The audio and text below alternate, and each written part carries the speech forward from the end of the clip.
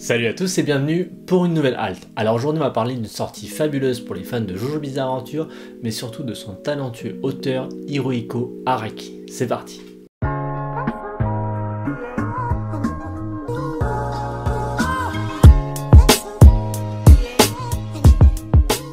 Alors aujourd'hui on va parler du coffret Bizarre Aventure de Hirohiko Araki sorti le 20 avril 2022 en France au prix de 50 € chez Delcourt Tonkam. Sachant que je suis un fan maintenant de JoJo depuis maintenant 15 ans, c'est avec joie que je vais vous parler du coffret. Le coffret en soi, donc c'est un petit coffret rigide mais pas dur et il nous offre 4 œuvres à l'intérieur au format 15-21. Comparativement, c'est l'édition perfecte de Dragon Ball Z. Le papier est de qualité, les couvertures sont glacées, c'est un excellent travail d'impression. Le grand format permet de voir le travail de son auteur sur toutes ses coutures et c'est vraiment très plaisant. Concernant la direction artistique de ce coffret, elle reprend la direction artistique de l'artbook Jojo Veller, c'est-à-dire noir avec une illustration centrale et on s'éloigne des couvertures classiques qu'on a l'habitude de voir et des dos mauves comme celui-là. Est-ce que c'est un signe que l'artbook va sortir? J'en sais rien mais j'espère, parce que c'est vraiment un objet de qualité pour les fans de Jojo. Concernant les 4 œuvres qui sont dans ce coffret, il y en a 4. Magical BT, c'est sa première œuvre sortie en 82, Bao c'est sorti en 84, George Siren en 1985 et Under Execution Under Jailbreak c'est sorti en 2015, donc c'est vraiment récent celui-là. On voit ici qu'on a affaire à des œuvres de jeunesse du mangaka et une œuvre assez tardive de 2015, mais au final qu'est-ce que ça vaut? Eh bien à vrai dire elles sont intéressantes dans leur narration car tu vois la genèse d'un grand mangaka, tu vois son style évoluer que ce soit dans sa narration, son trait, son découpage et on voit ses débuts avec Magical BT qui sent les années 70, une période où est-ce qu'il a appris à dessiner, la période Hokuto no Ken avec des personnages tout en muscles très massifs au milieu des années 80 avec Bao, jusqu'au summum de son art avec des personnages très élancés et des trames scénaristiques pleines de rebondissements dans les années 2010. Donc franchement, on est servi. Si je devais résumer ses œuvres dans ce coffret, donc Magical BT, c'est l'histoire d'un garçon amoureux de la magie qui vit avec sa grand-mère. Bao, c'est une histoire d'un mystérieux parasite qui rend son héros immortel et capable de se transformer en une créature invincible, c'est assez what the fuck.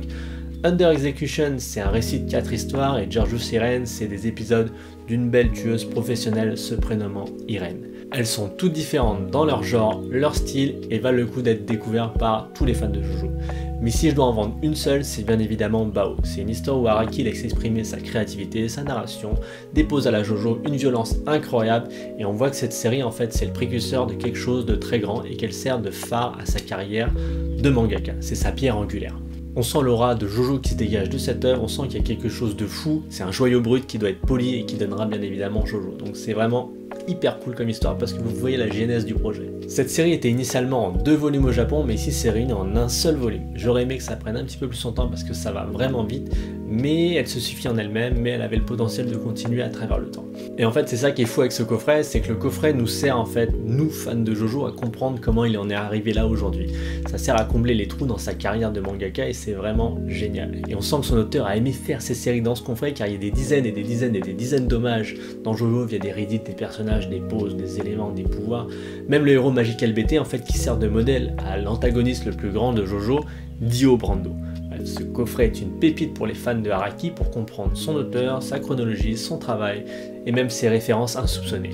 C'est un élément qui manquait pour tous les fans de Araki. Donc je suis resté assez vague dans les intrigues parce que je pense qu'il est nécessaire pour toi de les découvrir par toi-même parce qu'elles sont assez intéressantes et en même temps tu découvres des petites références par toi-même, tu les lis, tu dis ah mais il ressemble ça, il y a un pouvoir ici qui est utilisé plus tard dans JoJo. Bref, si t'es fan d'Araki, fonce absolument. Donc Tonkam ici nous propose un objet de collection mais pas un collector, je tiens à le signaler, dans un fabuleux format qui fait vraiment chaud au cœur. Parce que en tant que fan de JoJo, je suis très heureux d'avoir ce genre d'éléments qui était vraiment impensable il y a quelques années encore et la communauté JoJo est grandissante de jour en jour.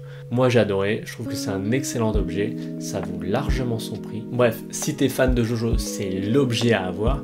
Si tu veux voir l'évolution d'un auteur classique à un auteur demi-dieu, fonce. Si t'as peur d'être lancé dans JoJo, fonce parce que c'est quand même un melting pot de plein de choses que l'auteur a fait, tu vois son travail à travers le temps. Bref, fonce.